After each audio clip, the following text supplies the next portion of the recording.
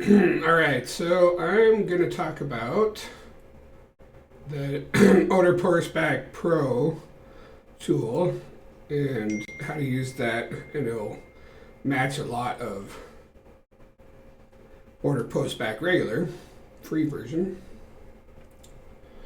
So here's your links, and we'll look at this link first. Now, you can just name it anything you want, and then the URL to post to should have no extra variables on it. So don't have any question mark equals whatever. You'll need to put that in the key value pair. So the method, there's post and get. Usually it's a get, but sometimes it's a post. You'll have to find out what they require. So this rule is different on Pro, as it has two rules: the order status from and to, and the click ID, and the outgoing click ID. Excuse me. So if you want to use any of these two rules, or even on the free version, you would set that to yes, and then it'll only fire when those are successful. So the incoming click ID is something to identify it.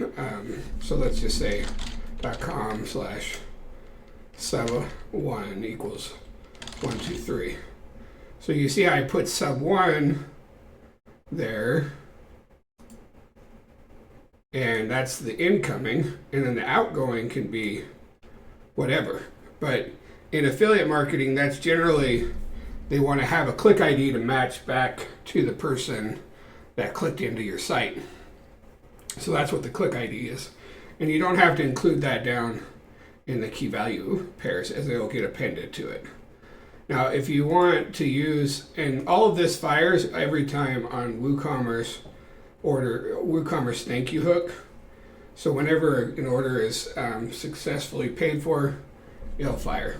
So whenever Woocommerce thank you hook fires, this will fire. And but there's in the Pro version, there's an extra field for going from processing to completed. So if you're using orders that are on a subscription basis, you could do that. Now this retargeting pixel, this will add whatever you want to the footer, basically. So if there's some other tracking JavaScript that they want you to add to your site, this will add it to every page in the footer. If your script requires any authentication headers, that's where you would put these in there with comma separated. Now the key value down here. So if you want to pass back the amount, so your pixel wants a field called amount, you would then use order total. And what you can do is look at the documentation here. Sorry, I didn't have this up.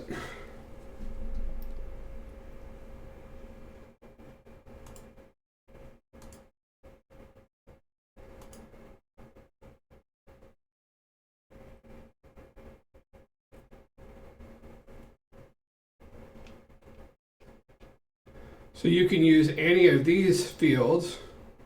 See how I'm just using order total in that value. So that will be replaced with the order total. Now this is the order number, which will be the invoice number or whatever, not the internal one. So if you needed the post ID / order ID, you just do order_ID. But generally it's just order number for most places. So this one, in this example, I'm using the internal post ID. Any extra variables that come with a link, you'd remove those and put those down in here with their value. And then you can have any custom fields that you want. And if you know a custom meta field in a order, if you know its name, you could use it here and drop the underscore on it and just use it like that. So this is just an example of using extra fields. So in the Pro, it has a couple other things. You can use any incoming variables. They get set as cookies, secure cookies, server side, and you could use those in this key value pair down here. So you can get all the key value pairs that are standard. Here, the custom fields, meta fields, you'll have to know those from whatever extra plugin that you're using. So any questions, let me know. Joel at WP Concierge. All right, thanks guys.